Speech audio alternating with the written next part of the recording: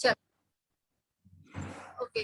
तो आप लोग ने रिवीजन किया, कल हमारा जो लेक्चर हुआ था उसके बेस पे मैंने क्या बोला था, आईएमएफ का आप लोग को क्या करना है, रिवीजन करना है, ठीक है। क्या होता है, इसका हेडक्वार्टर कहाँ है, इसकी सारी डिटेल मैंने बोली थी आप लोग को कि आप लोग को रिवाइज करना है। तो मुझे जरा एक बार शॉर्ट में बताइए कि आप लोग ने क्या क्या पढ़ा है इस बारे में, ठीक है। तो और आईएमएफ इंडिया में, इंडियन इकोनॉमी में इसका क्या है, ठीक, फटाक से बताइए मुझे।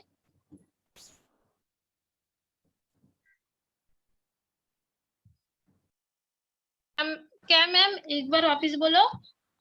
आईएमएफ जो है, इंटरनेशनल मॉनेटरी फंड, इसका रोल क्या है इंडियन इकोनॉमिक में।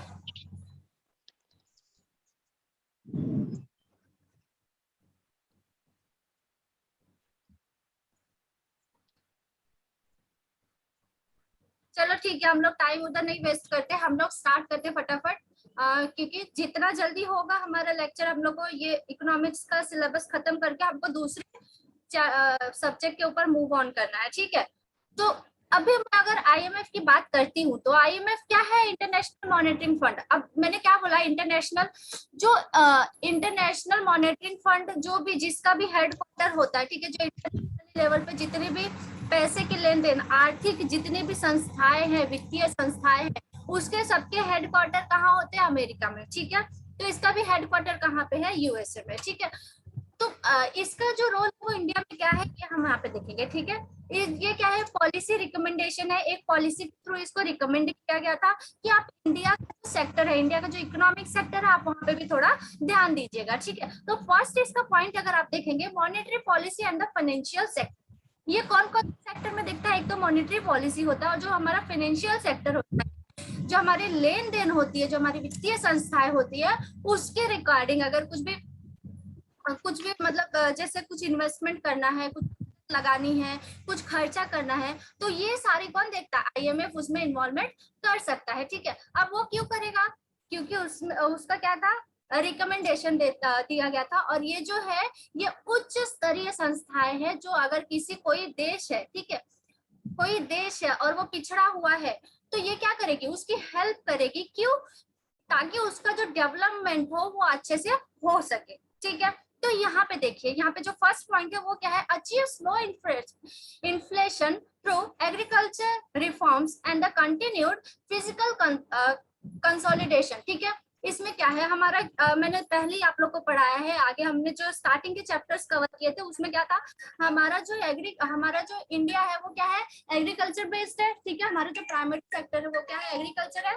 तो ये किसको ज्यादा फोकस करेगा, जो आईएमएफ है, हमारे जो इंटरनेशनल मॉनेटरी फंड है, ये किसको सबसे ज्यादा फोकस करेगी, कौन से सेक्टर पे, तो एग्रीकल्चर सेक्टर पे। अब आप बोलेंगे कि एग्रीकल्चर सेक्टर पे फोकस कैसे करेगी मैम, ये क्या कर लेगा एग्रीकल्चर सेक्टर में, ये क्या करेगा, जैसे हमको सब्सिडी वगैरह मिलती है, ठीक है, जो हमारे फार्मर्स वगैरह होते हैं उनको जो सब्सिडी वगैरह मिलती है, उनको जो छूट वगैरह मिलती है, जो रिजर्वेशन वगैरह मिलता है, वो सारा चीज ये देखता है, ठीक है।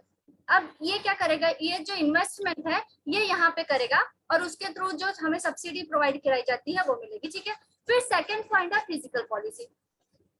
फिजिकल पॉलिसी में क्या होता है, जो डेफिसिट, डेफिसिट क्या होता है, जब हम लोग लॉस में जाने लगते हैं, तो उस चीजों से हमको उभारने के लिए भी ये क्या करता है, हमें थोड़ी सी फंडिंग कर देता है, ठीक है। फिर एक्सटर्नल सेक्टर, एक्सटर्नल सेक्टर में क्या होता है, जो हम लोग एक्सपोर्ट और इम्पोर्ट करते हैं, ठीक है, जो भी चीजें हम लोग एक्सपोर्ट करते हैं, समझो कि उसमें क्या हो रहा है, हमें ज्यादा प्रॉफिट नहीं मिल रहा है, ठीक है, और हमारी कंट्री थोड़ी लॉस में जा रही है, तो तब भी ये क्या करेगा, हमारी हेल्प करेगा, ठीक है। तो इसी बेस पे पूरा है आईएमएफ।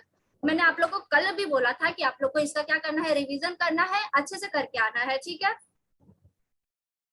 नेक्स्ट पॉइंट हम लोग फटाफट कवर करेंगे।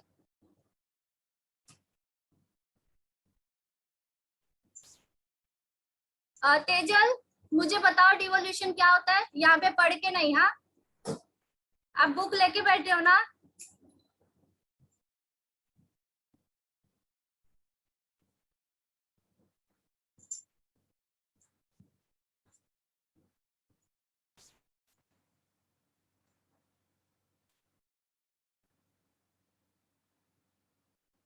ये परत झोपली, खुलने दो लॉकडाउन, फिर बताती तुम लोग को, ठीक है। नहीं खुले।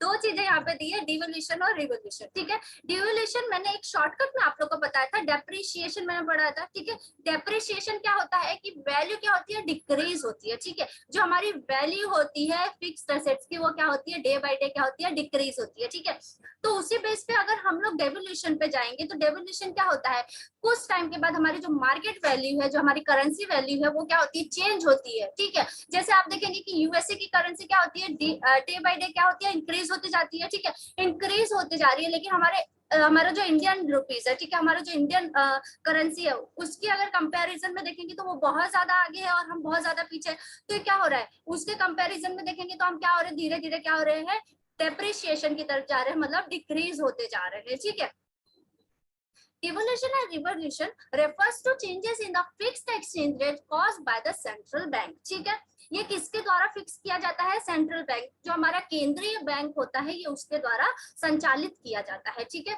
with devaluation a unit of domestic currency is made less valuable so that more unit must be exchanged for one unit for foreign currency. ठीक है, कल मैंने आपको फॉरेक्स मार्केट क्या होता है, फॉरेक्स इकोनॉमिक क्या होता है, ये सारी चीजें मैंने बता दिया, तो मैं बार बार रिपीट नहीं करूंगी। ठीक है, फिर क्या है, इसमें क्या बोला है, एक पर्टिकुलर एक यूनिट के कंपैरिजन में उसको करते हैं। सपोज एक डॉलर की रुपीज है, एक यूएसए की डॉलर की रुपीज है 75, और इंडिया का जो 1 रुपी है वो यूएसए में अगर आप लेके जाएंगे, सोचेंगे कि मैं 1 रुपए को एकदम एक्सचेंज करके बहुत सारे पैसे लेके आऊँ, तो नहीं मिलेंगे आपको। ठीक है, गलती से भी मत जाना 1 रुपए लेके। तो ठीक है, with revolution a unit of domestic currency is made more valuable. ठीक है, अब रिवोल्यूशन में क्या होता है, जो हमारी करेंसीज होती है उसको डोमेस्टिक मार्केट में क्या करते हैं, उसको ज्यादा वैल्यूएबल बनाते हैं।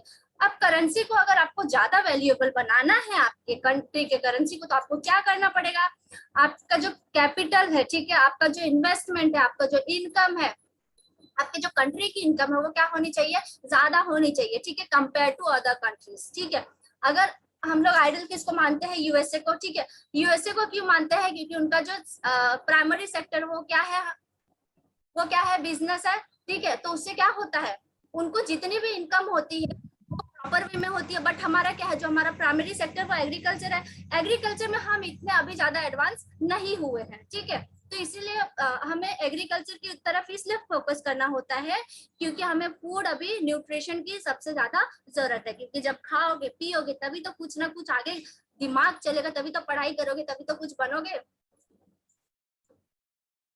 है। ये भी सेम है, एक ही यूनिट पे इसको एक्सचेंज करके देख लेते हैं हम लोग एग्जांपल में। ठीक है, बजट में मैंने बताया था, बजट वाले सेशन में।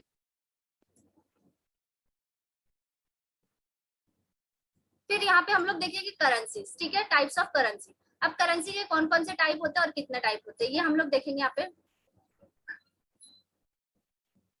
Currency, hard currency. Hard currency क्या होती है, जुहैर बताओ।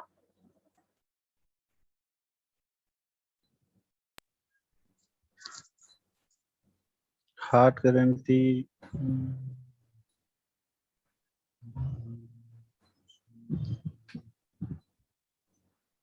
तेजल का नेटवर्क गया।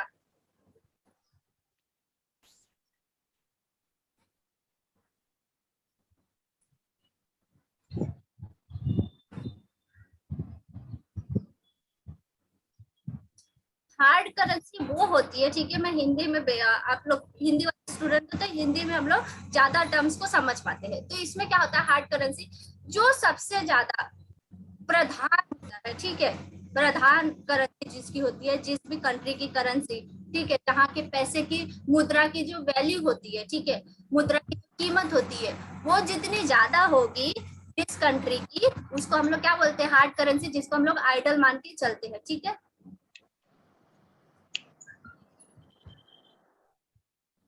ठीक है, इसमें देखिए एग्जांपल यहाँ पे दिया है आपको।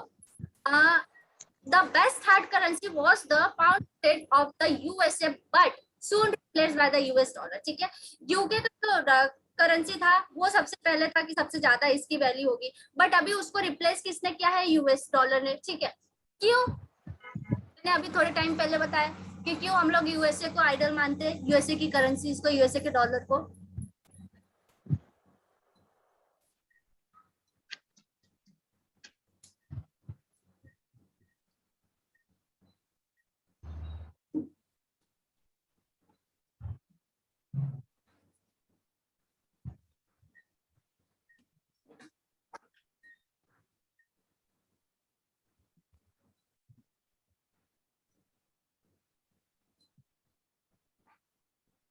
जब हमारा वर्ल्ड वॉर हुआ था, वर्ल्ड वॉर 1, 2, ठीक है, वर्ल्ड वॉर 1 का ड्यूरेशन बताओ। वर्ल्ड वॉर 1990 1900 का ड्यूरेशन क्या था, डेट क्या, ईयर कौन सा था, जल्दी बताओ। गलत बताओ। 1916। गलत। तेजस। 1918। अच्छा 18 था। Thank you sir. गलत है। 18। 1914 से लेके 1918 तक 4 साल चला था वर्ल्ड वॉर 1। वर्ल्ड वॉर 2 का ईयर बताओ मुझे। 1929। हाँ? क्या क्या क्या, उधर आके थप्पड़ मारूंगी। 1940, 1947। उधर आके मैं थप्पड़ मारूंगी। 1947 में वर्ल्ड वॉर 2 स्टार्ट खत्म हुआ था शायद। खत्म हुआ था। गलत है, जल्दी बताओ। 1926 से 29 तक था कुछ में तो। 36। 26 26 से 29 के बीच में। गलत है, 5 साल चली थी। 1939। Yes 1939। Yes 39। Very good Jackie, very good, thank you. Welcome. Hard currency क्या थी, मैंने अभी बताया कि जिसको क्या है, सभी कंट्रीज उसको आइडल मान के चले, उसको हम लोग क्या कहते हैं, हार्ड करेंसी। ठीक है, पहले यूके का था, अभी उसको रिप्लेस किया है यूएस डॉलर ने। ठीक है, सॉफ्ट करेंसी जो ये, ठीक है, आप लोग के बुक में होगा, आपने रमेश सिंह सबने ओपन किया है ना, तो उसमें क्या है, मुलायम मुद्रा। ठीक है, ये हार्ड करेंसी का एकदम अपोजिट होता है। ये क्या होता है, जो इजीली कहीं भी रिप्लेस हो जाए, हमारा जो इकोनॉमिक का जो मार्केट होता है, जो फॉरेक्स मार्केट होता है, इजीली कहीं भी एक्सचेंज हो जाए, उसको हम लोग क्या बोलते हैं, सॉफ्ट करेंसी। ठीक है,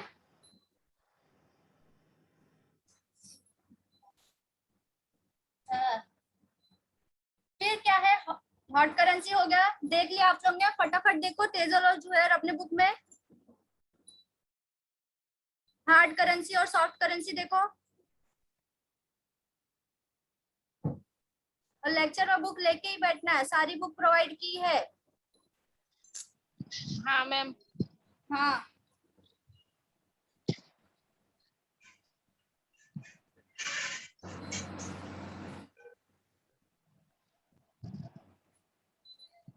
अब यहाँ पे आता है हॉट करेंसी। ठीक है, हिंदी में आप देखेंगे तो उष्मित मुद्रा। ठीक है, इसमें क्या होता है, जब भी किसी भी कंट्री में, ठीक, किसी भी रीजन की वजह से वहां का जो इकोनॉमिक होता है, वहां की जो वैल्यू होती है, मनी की, मुद्राओं की वैल्यू जो होती है, उसमें तेजी से पलायन होने लगता है। पलायन मतलब क्या, जैसे कि मैंने आप लोग को कल फॉरेक्स मार्केट में क्या बताया था, सभी कंट्रीज के साथ आप लोग फॉरेक्स एक्सचेंज नहीं कर सकते। क्यों, कुछ कंट्रीज रिस्ट्रिक्टेड है। ठीक है, जैसे वॉल्टर कंट्रीज होती है, उसके साथ अगर आप करते हैं ट्रेडिंग वगैरह, तो वो आप अपने रिस्क पे करते हैं। ठीक है, तो उसी तरह से क्या होता है, ये जो हमारी हीटेड और हॉट करेंसी होती है, इसमें क्या होता है कि आप उस टाइम पे आपकी जो अर्थव्यवस्था है वो बहुत धीरे से पीछे चले जा रही है, मतलब आपने सारा इन्वेस्टमेंट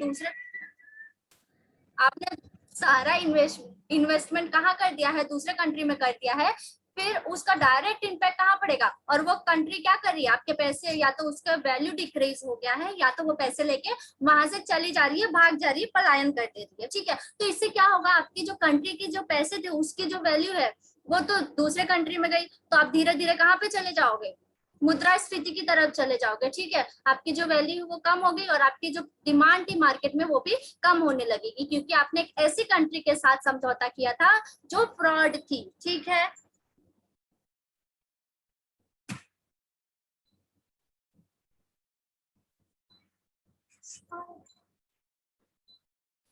फिर यहाँ पे आता है हमारा चीप करेंसी। ठीक है, चीप करेंसी क्या होता है, ये ऐसी करेंसी होती है जिसमें ना, जिसको डेयर मनी और डेयर मनी भी बोलते हैं, ठीक है। इसमें क्या होता है, इसमें आपका जो गवर्नमेंट होती है, ठीक है, जो गवर्नमेंट होती है वो आपके जो बॉन्ड, जब गवर्नमेंट बॉन्ड इशू करती है तो वो अपने ही बॉन्ड वापस से परचेस करने लगती है, ठीक है। अपने बॉन्ड क्या करती है, वो वापस से परचेस करने लगती है खुद ही। क्यों? क्योंकि उनको उस टाइम पे जरूरत होती है, जब वो तो बॉन्ड निकाल देते हैं, ठीक है। शेयर्स में हमने कवर किया था कि वो बॉन्ड्स क्या करते हैं, सेल करना स्टार्ट कर देते हैं, अपने शेयर्स इशू करना स्टार्ट कर देते हैं।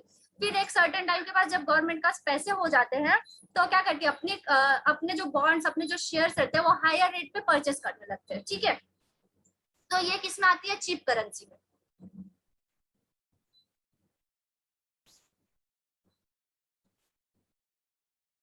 ये स्पेशल इकोनॉमिक जोन ये आप लोग करेंगे।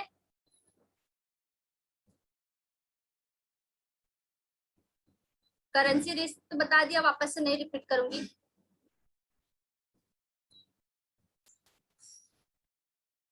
ये सब करंट अफेयर से मैंने इसमें नोट ऐड किया है।